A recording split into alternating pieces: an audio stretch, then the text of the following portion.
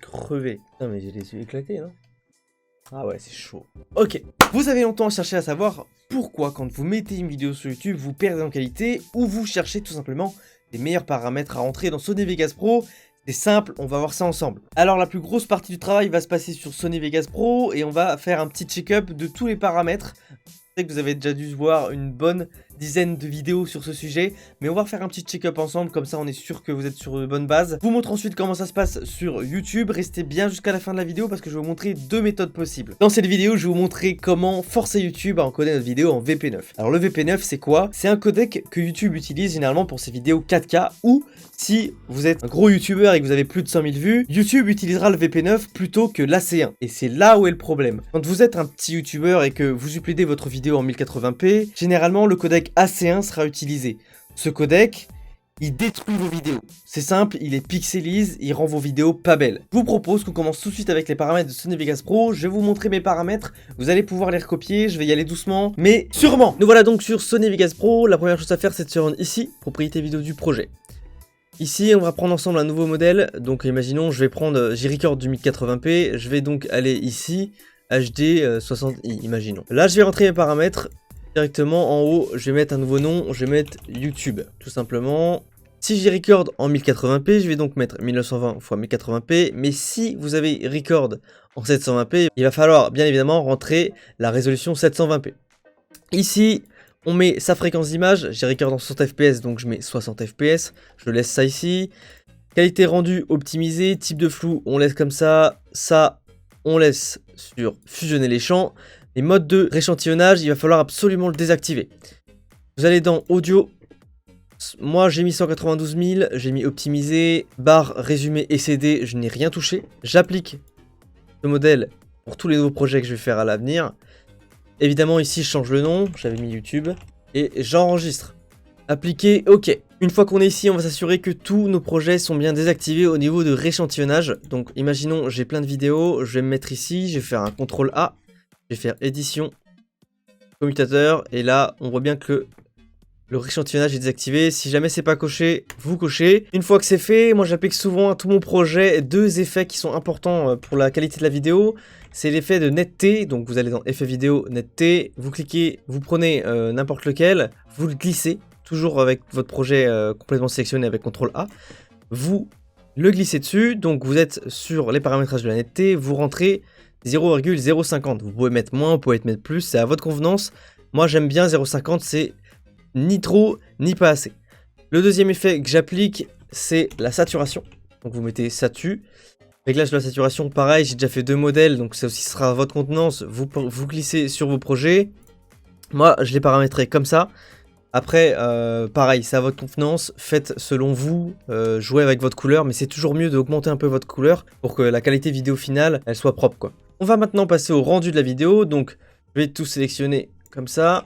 Je vais faire fichier rendre en tant que.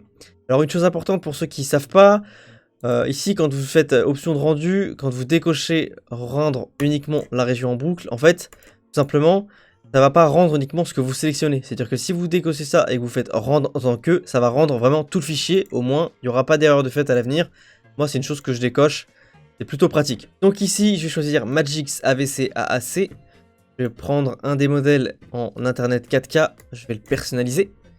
Je vais directement changer le nom. Je vais mettre par exemple YouTube.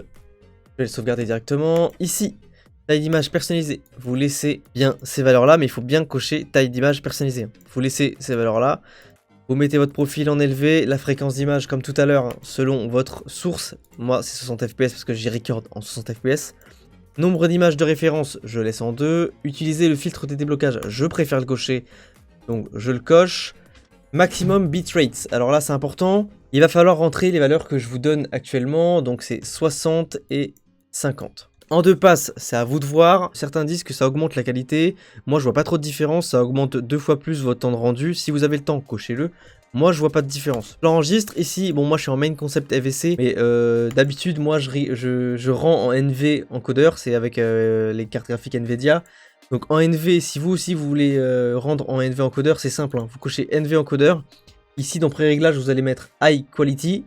Et dans NVENC RC Mode, vous cochez VBR High Quality. Une fois que vous avez fait ça, faites sauvegarder. Audio, je vais mettre pareil que mon projet, donc 48 000. Ici, moi je préfère mettre 384 000, c'est le maximum pour YouTube. Système, vous listez comme ça. Projet, ici, moi je mets optimiser. Vous sauvegardez et le modèle est fait. Je vais donc passer au rendu, c'est parti.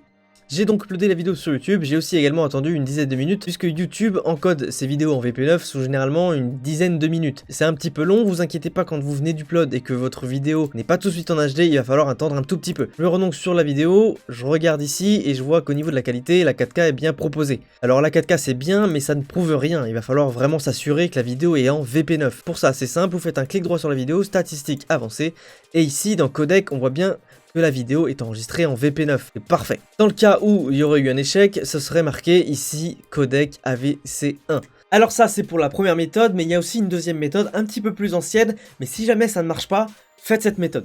Cette méthode là, elle est simple également, il va falloir se rendre ici sur votre compte, aller dans photo. Une fois que vous êtes dans photo ici, on va aller importer la vidéo, donc vous allez la chercher sur votre ordinateur, vous l'importez, elle sera donc disponible ici.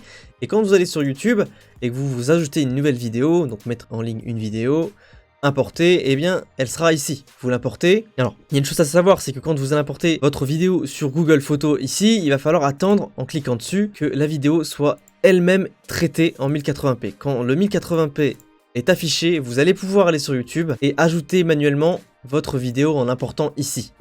C'est seulement quand le 1080p sera affiché. Et pareil, vous allez voir que votre vidéo arrivée sur YouTube, elle sera encore en VP09. C'est une ancienne méthode, mais si jamais il corrige cette première méthode, vous avez celle-ci. Vous voyez, la méthode est assez simple, mais pourtant très peu connue. Si ça vous a aidé, si vraiment vous avez vu une différence niveau qualité, n'hésitez pas à laisser un like, partager un maximum la vidéo. Vos amis youtubeurs, vos amis twitchers doivent le savoir. C'est pas normal que nous on profite de cette qualité AVC1 qui est médiocre. J'ai oublié de vous dire, si vous avez des questions, des choses que vous n'avez pas compris, n'hésitez pas, demandez-les moi en commentaire, j'y répondrai. Pareil, s'il y a un sujet sur lequel vous avez des questions, vous voulez que j'aborde dans une nouvelle vidéo, il n'y a pas de problème, c'est dans les commentaires que ça se passe, j'y répondrai également. Si la vidéo d'aujourd'hui vous a aidé, n'hésitez pas, abonnez-vous. J'ai pensé à plein de petits concepts sur lesquels je pourrais faire des vidéos. Merci à tous d'avoir suivi la vidéo, ciao.